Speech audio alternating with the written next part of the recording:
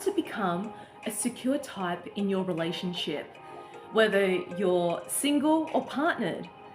In case we haven't met yet, I'm Jess. I'm the sole founder of Life and Confidence. And what I've learned from this is that becoming a secure type in a relationship, which means being healthy and functional, you then attract a healthy and functional person in the relationship. However, it's very common for us to find ourselves in dysfunctional relationships where we've attracted an anxious type or an avoidant type. And what that means is an anxious type is someone who is quite needy, codependent, they lack boundaries, they constantly need validation and to have their emotional needs met. They need to be mothered and fathered, right? Because it's an expression of unresolved childhood trauma. And these are the insecurities that's showing up for them. Whereas with the avoidant type, they tend to run away from confrontation and sticky situations. They're scared of getting hurt. They become cold and distant. They give mixed signals, especially in their communication. So you don't know where you stand with them. It's very confusing to be in a relationship with an avoidant. So how do we resolve this? What we need to do is we need to focus on, first of all, if you and your partner are willing to do the work. It doesn't take one person to change the relationship, although that person can contribute to the change of the relationship. But if the other person isn't ready to change themselves, then you're stuck in limbo.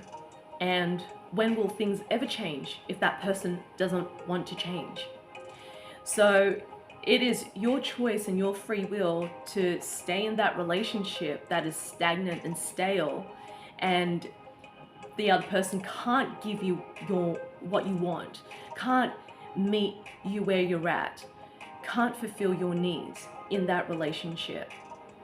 And what's needed is that if it is a yes from both parties to make it work, then things can transform in that relationship. And it's about, first of all, you both understanding what are the insecurities that you're holding on to that you haven't expressed and that hasn't been processed. So for example, with an anxious type, and I definitely have fallen into this type until I've met a secure man that has enabled me and activated me to become a secure type. And there was definitely times where I've been avoidant as well. And that's because I wasn't that interested in the guy. But when I'm super interested in the guy, I become anxious. And when the balance of chemistry and emotions are in harmony with me and my beloved, we're in a secure relationship. And with the secure relationship, how that looks like is that you both consistently communicate how much you love and appreciate one another, what you see in them, in terms of how you really value how they show up in the world. And if there's any moments of triggers or disagreements or misalignment with something, that's where conscious communication needs to come into place. And when we're consistently communicating consciously and mindfully of how that person needs to be communicated in order for them to feel safe, and we do this consistently, there is no opportunity for triggers and projections. And this has really helped me and my beloved to stabilize our relationship. Whereas in the beginning, I was quite an anxious type in the relationship. And I felt so insecure with where I stand. And it's not because he was an avoidant, actually. It was because of his situation with where he's at in terms of relationship with his ex-partner, and it created uncertainty for me. So the neediness within myself is wanting a direct answer, wanting to know, are you choosing me or not? Even though he is choosing me. But that version of me that is constantly seeing it from a place of projection and fear that love is scarce is creating this anxious type within myself. And so when the secure man communicates that it is a journey and process that he is going through, and that he is not going away, and that he is consistently showing up for me, and when he explains to me by addressing my fears that I've communicated with him, it diminished because I started to see the bigger picture. I was able to see his point of view and to allow myself to receive that point of view with love and compassion and understanding where he's at, and that he's not messing around with me. And that was the beginning of our relationship. And so when we constantly expose that fear and communicate in a conscious way, and there are times where it's hard to communicate without being triggered or to be emotional or explosive, that the other person needs to be able to hold space for us to calm ourselves down, so then we can see them and meet them where they're at, to stop the projections from the anxious wounding of, you're never there for me, you don't validate me, you don't see me, you don't spend time with me, and rah, rah, rah, rah, rah, right? And the more we keep projecting that sort of stuff, it is a deterrent. It pushes that person away because the anxious energy is very unattractive, that neediness. It's a repellent energy. And so when we do that, become defensiveness and blaming others for our unfulfillment in needs that we're projecting onto the other, we're setting ourselves up for self-sabotage in love. We're not receiving love when we're defensive and projecting. So it's really important that we communicate as mindfully and consciously as we can, and just trusting the other person is able to receive it in the right way when we communicate it from a place of neutrality by using I statements. This is how I feel right now. So whenever you're feeling triggered, that is the best time to say the I statements, because when we leave it way too long and waiting for the right moment to have that conversation, the other person would be like, why didn't you tell me this sooner? Or that person would just start to take it as another complaint because it wasn't addressed in the moment. And this is why it's really important to address it as soon as you're feeling the trigger. And then the other person can see why you're expressing yourself in this way, because it's happening in real time. And sometimes, these sort of things can be quite hard if you're in a long distance relationship, or if your partner is not in the space to be able to hold space for you. They don't have the awareness and the tools to be able to do that for you. And so this is where a facilitated session is needed by a third party to support the dialogue and the conversation and the flow of this experience that's showing up for the anxious type. The anxious type needs to take personal responsibility in fulfilling their needs first, instead of relying the other person to do that for them, because it's not their job to do that. That is your job to do that for yourself, first and foremost. And then we have to express to one another how we want to show up in the relationship and how we can support one another in the relationship, because it takes two people to tango to make it work. And it's a dance of give and take, the dance of when to be in the feminine, when to be in the masculine with both parties.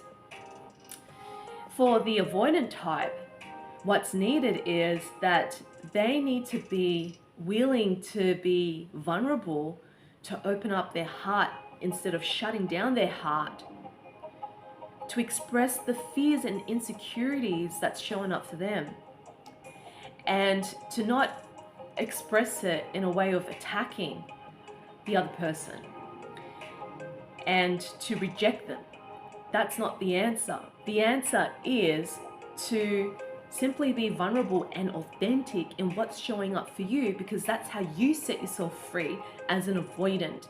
Because as we keep avoiding conversations and people, it will keep coming back to you.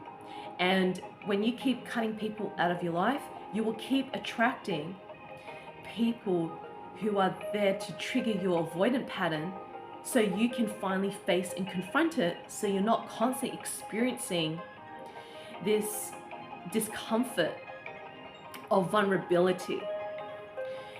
So as the avoidant, you need to learn how to be in your power, to show up consistently for yourself in your emotions, in your vulnerability, in your fears, and to communicate that with your beloved, what's showing up for you, so they can see you where you're at and hold space for you as you are processing your insecurities. You also have to be consistent in your communication. So it's not by saying, I love you, and then I don't want you anymore. It's about being consistent in saying what is showing up for you. Hey, honey, I need to talk to you about something that's showing up for me. I'm feeling scared whenever this happens, and it's triggering up a lot of emotions for me that I'm not able to hold and handle. Are you able to support me and hold space for me as you see me in my vulnerability? Right? That's what the avoidant needs, is to be seen in their vulnerability and not be afraid of that. And the more you keep practicing that in front of your beloved, or with yourself in front of a mirror, then it's easier for you to show up in your vulnerability and authenticity. It then becomes your new comfort zone. But it doesn't happen overnight. It's a daily practice. So these are my words of guidance in how to navigate this, especially from my personal experience of playing out the anxious and the avoidant patterns in relationships, in love affairs. And when we really allow ourselves to give ourselves permission to express what's showing up from a place of kindness and compassion that's communicated to the other person, however that is for you, without blame, without shame, without being nasty or swearing. And when you do that consistently for yourself, even if the other person can't do that for you, you are practicing how to be a secure type. And if that other person isn't able to do that for you, then I would recommend that you both see someone, a professional, to support you in that facilitation and to process the emotions that you're both projecting onto one another. And being a secure type requires you to consistently show up for your relationship, for the other person and for yourself. And what you do for yourself is also what's right for the other person. So if you're attending to your needs and you're keeping your cup full every single morning before engaging with the other person, by keeping your cup full, your heart full, should I say, through self-care practices such as grounding in nature, such as meditation, such as affirmation, such as mirror work, such as loving the inner child that is in need of loving, right? Instead of projecting that onto your partner, it's not going to work. It's a recipe for disaster. So you need to attend to your needs first for you to then fully show up for the relationship and for your beloved. Practice conscious, consistent communication whenever you feel triggered, whenever emotions arises, and not avoid them or leave it to the last minute or when it's too late, where it gets worse. and it gets harder to communicate consciously because there's this emotional overwhelm of holding on to these emotions. And thirdly, implement the embodiment of being a secure type in the relationship, such as validating your partner with compliments. Now, this is a difficult one for the avoidant type, because they struggle to express their emotions and their love through words. So this is a really good exercise for the avoidant type to express their love for their partner, whether their partner is avoidant, an anxious, or a secure type. It's a really great tool for the avoidant to feel comfortable to express love through words. I love you. You're doing a great job. Thank you so much. I am so impressed what you're doing with your time or how you're showing up in the world. All of these things can really help transform the avoidant to stop giving mixed signals and to be consistent in how they show up in conscious communication. For the anxious, you need to show up in a way where you're creating emotional independence for yourself, and also, giving space for the avoidant, for them to feel safe to then come to you. Because if you're constantly being needy and attaching and projecting stuff, that creates a lot of chaos in the relationship. It's not a great energy to exhibit, right? And that pushes the avoidant type further away. Or the secure type will have their boundaries and say no to this, or they would validate you consistently. And if that validation is just not enough, then the secure type will walk away and end the relationship with clarity, because they're not able to hold space for that level of chaos anymore, despite they're doing the best to show up for you. So the anxious needs to learn to be independent, to attend to their needs first, and to practice conscious communication. And the avoidant needs to learn how to express their love and desires for the other and be consistent with that, and also being consistent in their actions so they're not creating mixed signals for the other person. To be a secure type is to truly be an embodiment of having boundaries, healthy, natural expression of love and needs, and to be consistent in how you show up for the relationship. That is a secure type. So men need to be seen and women need to be felt. That is the difference between the feminine and the masculine in both parties. And so what that looks like is that we need to meet our partner where they're at. And if they're in a place of chaos, then we can only see them at a place of chaos, not from a place of judgment or ego, but from a place of compassion and just holding space for them. And usually that energy of compassion is enough for them to let go of the chaos or to dissolve it, right? And to see them in their vulnerability and to make them feel safe in that.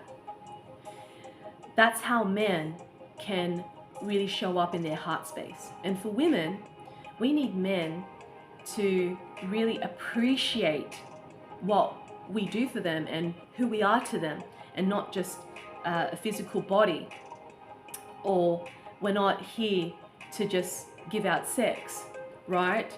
We need to be valued and respected, and to do that is through acts of love, where you allow a woman to make them feel special. And for them, you need to understand how that woman wants to feel special. It's not how you want to feel special, right? Because that's a projection. It's how they want to be made to feel special. Every woman is different. Some women like to feel made to feel special, whether it's having flowers delivered to them, whether it's buying them sexy lingerie, Or for someone who is quite a high achiever, independent, entrepreneurial woman, it could be providing support in their business, or just holding space for them with their problems that they're going through, in their challenges in their business, or just making a really beautiful home cooked meal that they love to save them time and energy after a long day at work or in business. So that's how they can feel nurtured. So these are just ideas that I'm gifting to you to help you understand how to be more of a secure type in any type of relationship.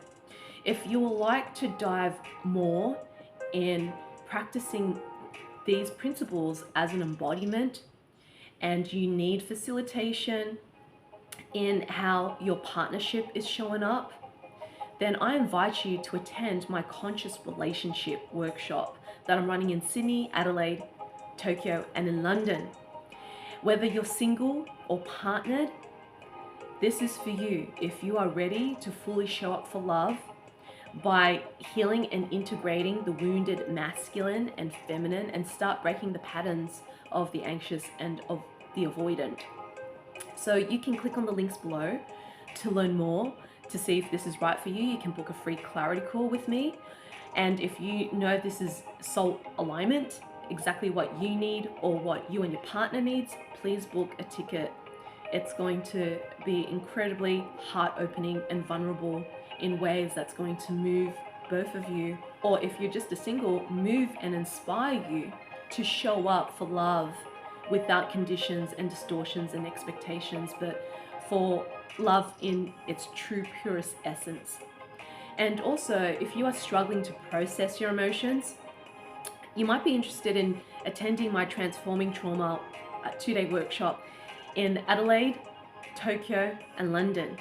So please click on the links below to learn more about that experience, and if you feel called to book in a ticket or to book a free clarity call if this is right for you. And lastly, I am also running my full moon past life trauma clearing circle via Zoom. And if you feel called to clear some karmic ties with relationships that you've experienced now or in the past, then this is a beautiful experience for you, because then we can start looking into karmic ties in past lives that's showing up in this current lifetime. And also I'm running my full moon ancestral trauma clearing circle via Zoom as well, if you want to start clearing the karma from your ancestors. So all of that information, if you like to book a ticket, please click on the links below. And I really hope that this message has given you some powerful downloads in how you can empower yourself, whether you're single or in a relationship, how you can fully show up for love. And if you got something out of this, please subscribe to my YouTube channel, give this video a like, comment below, and share it with your loved ones so more people are able to access this incredible, potent transmission, for them to have awareness in how they can show up for love, because we need more love than ever before, especially in this collective consciousness. Thank you so much for being the light that's in your heart by just simply watching this video.